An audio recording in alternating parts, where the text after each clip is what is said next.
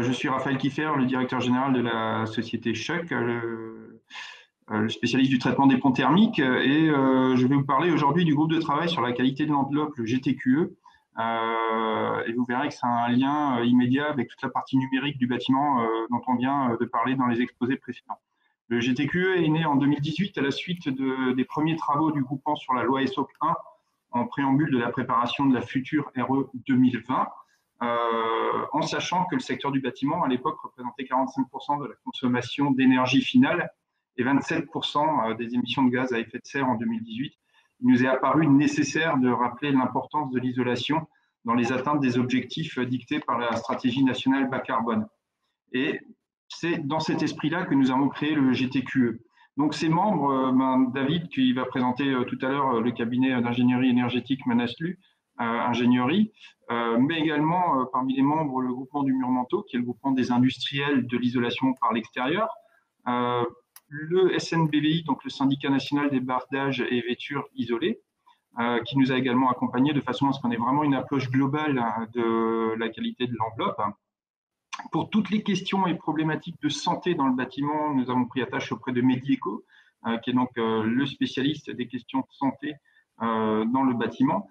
Pour la partie assurantielle, nous avons fait appel au pôle Rénan de gestion du risque et de l'assurance, donc qui est le pôle aléa risque. Alors, j'essaie de passer sur les diapos suivantes. Voilà. Le pôle aléa risque, et nous avons également pris attache auprès d'un expert au niveau des assurances dans le bâtiment de la société Drabernef, et pour finir le cabinet plongé consultant, le bureau d'études thermiques qu'on ne présente plus.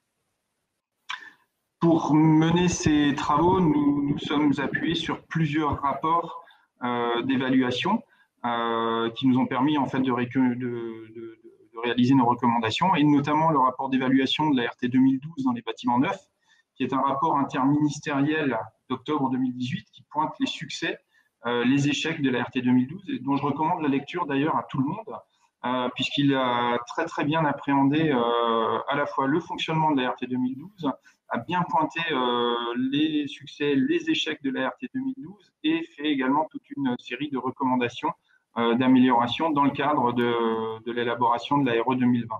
Et bien évidemment, nous avons utilisé les retours d'expérience de chacun des membres du GT.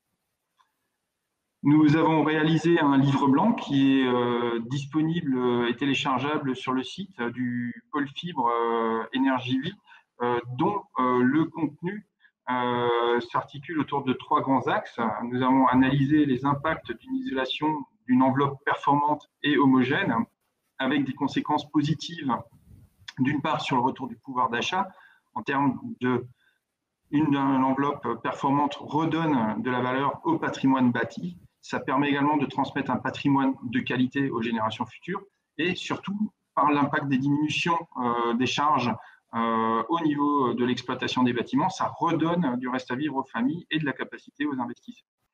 On a également, je vous l'ai dit tout à l'heure avec l'aide de Medieco, analysé les impacts sanitaires, mais également les impacts sociaux et économiques, donc en termes de santé des usagers pour réduire les dépenses de la sécurité sociale, réduire les coûts d'investissement et l'exploitation des bâtiments, améliorer la qualité des projets du bâtiment, et c'est ce qui m'amène à faire la transition vers le cabinet Manaslu, puisque dans le 3e volet, on a examiné quels étaient des outils simples, des outils parfois même existants, qui permettaient en fait à la fois de reconsidérer certains paramètres de calcul clés qui avaient lieu dans la RT 2012, de piloter la qualité à toutes les étapes grâce justement à l'apport du numérique dans le bâtiment, et bien évidemment d'augmenter et de faire appel à des systèmes de commissionnement, donc qui sont des gages de qualité. On a en amont du salon Build & Connect proposé 3 communiqués de presse. Le premier paru en juin 2020 et rappelait surtout toute la partie impact positif sur le confort en toute saison et sur la santé des occupants. Le 2e communiqué de presse paru en septembre rappelait l'importance d'une enveloppe de qualité dans les conséquences positives sur le reste à vivre des foyers et sur la valeur verte du bâtiment. Et le dernier, qui est paru au début de ce mois, fait un rappel sur le commissioning, le numérique, l'automatisation des vérifications, donc toute la partie que David va vous présenter. Avant de donner la parole à David, je vais simplement dire que dans les préconisations que nous avons faites dans le livre blanc, nous avons préconisé un traitement des ponts thermiques, une actualisation des banques de données, de façon à ce qu'effectivement, aujourd'hui, le théorique corresponde bien à la réalité, puisque c'est précisément un des écarts que dénonce le fameux rapport interministériel, et un BBO à 40%, c'est-à-dire un BBO qui soit 40% plus performant que le BBO que nous avions sur la RT 2012 dans la RE 2020. Et le BBO, en fait, je suis assez ravi de dire qu'il a été acté hier en conférence de presse par Mesdames les ministres Barbara Pompili et Emmanuel Vargon, puisqu'elles ont indiqué que dorénavant, la RE 2020 aurait un indicateur BBO de la qualité de l'enveloppe qui serait donc de 30% supérieur en termes de performance par rapport à ce qu'on fait dans la RT 2012. Voilà, David, je te donne la parole pour nous parler du commissionnement. Bonjour à tous. Ensuite de la présentation de Raphaël, je vais vous présenter des bilans d'analyse de pratique de performance d'enveloppe de bâtiments en exploitation. Alors, il y a un point qui est très important, c'est que la qualité d'enveloppe est intrinsèque à la performance d'un bâtiment en exploitation. Et vous avez ici à l'écran un retour d'expérience de 8 bâtiments voisins sur une ZAC qui sont soumis au même règlement. Et il est très très important de noter que cette ZAC spécifie un niveau de performance très exigeant, d'un besoin de chauffage de 25 kWh mètre carré an de besoin pour 2500 DJU. On dispose à ce jour de 3 années de mesure et on observe en vert que les valeurs par simulation étaient assez optimistes et pratiquement en conformité avec les cibles de la ZAC. En revanche, on constate que les consommations ne sont pas du tout au niveau de la cible. Donc tout ceci, on peut le focaliser, on peut l'analyser en se disant que le niveau d'ambition qui se traduisait quand même par des besoins de chauffage ambitieux, on observe dans la réalité des dérives allant de 20 à 120% sur cette cible, avec des analyses d'origine qui peuvent être diverses et variées. Notons toutefois que la rigueur climatique pour les années de mesure sont très loin des 2500 DJU du cahier des charges, puisqu'on est plutôt dans une fourchette entre 1800 et 3000 DJU. Par conséquent, en poussant les analyses sur les pièces des dossiers de ces bâtiments, on observe que très peu de bâtiments sont au niveau de perméabilité à l'air spécifié qui est passif, que le traitement est assez superficiel au niveau des ponts thermiques, et qu'en plus, bien entendu, les consignes de chauffage ne sont pas du tout à 19 degrés ni à 18 degrés, mais plutôt largement au-dessus. Donc maintenant, la question que l'on peut se poser, est-ce que ces surconsommations par rapport aux ambitions sont générées par un effet rebond ou alors sont dues à d'autres origines? On a eu l'occasion d'aller se promener avec une caméra thermique de précision il y a 2 ans pendant l'hiver et on a pu observer avec étonnement que les phénomènes de ponts thermiques n'étaient pas du tout traités de manière exhaustive. On le voit ici sur cette image avec des tableaux de fenêtres et des nez de dalles qui ne sont pas du tout conformes à ce qui était attendu, en sachant que le BBO devait être à moins 20, voire moins 30% par rapport à la RT. Voilà. On peut le voir également sur cette autre image de thermographie, je suis désolé, où on observe sur un bâtiment un procédé constructif de type bande noyée avec donc des isolants qui traitent partiellement les nez de dalle. Et on voit ici des grosses problématiques de non-conformité de la qualité de mise en œuvre avec des ponts thermiques non seulement au niveau des liaisons, mais également au niveau des bandes noyées qui auraient dû être complètement traitées. Par conséquent, on peut arriver à un constat qui est assez important, je pense, c'est que l'analyse des pratiques montre qu'on manque de recul par rapport à la seule conformité légale. C'est-à-dire qu'en fait, on se satisfait de calculs de valeurs de BBio et de CEP qui ne sont pas du tout la réalité. C'est une réalité légale, mais ce n'est pas la vraie vie. Et on a une confusion entre ces deux réalités, ce qui fait que dans notre culture occidentale, en fait, on estime que la norme est capable de régenter la vie comme si le monde était un énorme mécanisme et qu'une simple norme, une simple loi permettait de tout régler. Ce sont des choses qu'on a pu confirmer par des analyses de pratique dans le cadre de projets d'études d'analyse de résultats de bâtiments instrumentés, comme dans le cadre du projet Interreg A2E qui s'est achevé en 2020. Dès lors, il est très très important de se poser la bonne question sur comment on construit un nombre, comment on construit un BBO, comment on construit un CEP, quelles sont les conditions, quelles sont les hypothèses de construction de ces chiffres. Voilà. En mesure préventive, pour obtenir les résultats attendus sur les performances d'enveloppe d'un bâtiment, on peut penser opportun de procéder à un commissioning. Donc le commissioning, c'est le mot anglo-saxon de la démarche qualité totale qui procède à des vérifications complètes des pièces de conception, mais également du chantier et des conditions d'exploitation d'un bâtiment. Donc ça, c'est une pratique qui vient d'Amérique du Nord et qui nous permettent d'évaluer la conformité ou non d'un projet, et pas simplement du bâtiment, de la globalité du projet. Voilà.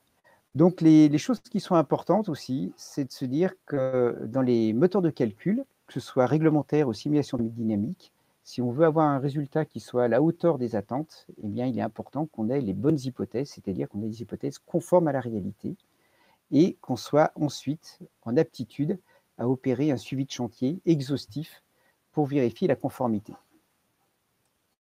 Cette méthode de qualification et de contrôle de la conformité, ça s'appelle donc ici le commissionnement, avec des phases qui sont très bien identifiées, comme d'abord repérer chaque cas singulier, opérer des calculs plus ou moins complexes. Certains ne nécessitent pas de calculs complexes puisqu'ils sont déjà dans les librairies du calcul RT. D'autres, comme des attaches de façade ou des points très très singuliers, peuvent mériter les calculs en 2D ou 3D. Ensuite, il s'agit de les répertorier et de calculer les caractéristiques thermiques des UP en tenant compte de tous ces résultats de calcul, d'évaluer l'écart par rapport à la paroi courante et ensuite de procéder à des optimisations. Une fois que vous avez cela, vous intégrez ces points critiques dans une matrice de suivi qualité avec les points de contrôle, les points de risque et la criticité qui correspond à chaque risque identifié. Tout ceci, ça se traduit dans la vraie vie par des constats assez surprenants. Par exemple, ici, vous avez le résultat d'une analyse de pratique sur un bâtiment qui est également soumis à des réglementations de ZAC très très contraignantes, avec des UBAT suivant les hypothèses de l'ART qui sont de l'ordre de 0,45, des hypothèses de simulation thermique dynamique qui sont avec une dérive de plus 10%. Et quand on procède au commissionnement de la qualité d'enveloppe, on constate malheureusement que les performances réelles du bâtiment avec les points singuliers sont avec une dérive de 100%. Ce qui induit en fait des surconsommations sur le besoin de chauffage. Vous le voyez sur le synoptique de droite, une dérive de pratiquement 50% des besoins de chauffage pour ce bâtiment, ce qui risque d'amener à beaucoup de déconvenues en exploitation. Une optimisation telle que Manaslu le procède dans son commissionnement nous permet de ramener la dérive sur la performance d'enveloppe à 30% sur le UBAT, donc une simple dérive de l'ordre de 15% sur les besoins de chauffage. Alors vous me direz, comment on arrive dans la vraie vie à garantir le résultat de la performance d'enveloppe? Eh bien ici, vous avez un exemple notable sur un projet qui a été mené à Lyon, le projet Icari, qui a été conçu en 2012 avec une livraison en 2015. Et on observe que la méthode de commissionnement de l'enveloppe nous a permis de limiter tant bien que mal la dérive sur les besoins de chauffage avec des bâtiments qui sont tous en simple flux et qui sont tous chauffés à 22-23 degrés les journées d'hiver, voire même les nuits pour les logements. Et on observe qu'en fait, les besoins de chauffage sur les bâtiments de bureaux comme sur les logements sont de l'ordre de 30 kWh/m² sur plusieurs années de monitoring. Les seules zones qui sont en dérive, ce sont les commerces pour lesquels la pratique du commissionnement n'a pas pu être mise en œuvre. Donc on sait que cette méthode peut être efficace et qu'elle se concrétise par des campagnes de monitoring qui nous prouvent son efficacité. Donc, une telle pratique qui peut être qualifié de réussi sur le projet Icari est orienté vraiment sur la performance réelle et non pas simplement la satisfaction d'un indicateur réglementaire pour une réalité normative ou réglementaire. Ça, c'est vraiment la base du commissioning. Ensuite, un commissioning se doit de disposer d'une grille de contrôle qui est adaptée à cette méthode et qui a également des procédures de contrôle basées sur la vraie vie, donc sur de l'expérience de terrain, avec une présence non seulement en phase de conception, mais également une présence en phase chantier pour à tout prix diriger au mieux les travaux et faire les vérifications qui s'imposent. Ensuite, ce qui est important, c'est qu'il ne faut pas se satisfaire de simples dossiers, de simples indicateurs quand on fait du commissionnement. Il faut à tout prix être sur le terrain et dans la vérification de conformité réelle et concrète, voilà, avec beaucoup de rigueur. Enfin, un point qui est très très important, c'est que cette méthode, ce n'est pas quelque chose qui est, on va dire, normé et bien défini, c'est quelque chose qui se base sur l'expertise. Donc ça mérite des budgets et des moyens qui sont conséquents. Et on imagine que les approches orientées vers le résultat devront s'appuyer sur le digital pour pouvoir rationaliser les moyens à consacrer à ces démarches de qualité, pour pouvoir déployer pour le plus grand nombre ces méthodes nous permettant enfin d'avoir des bâtiments réellement efficaces en exploitation. Je vous remercie pour votre attention et je vous souhaite une très bonne journée. Au revoir.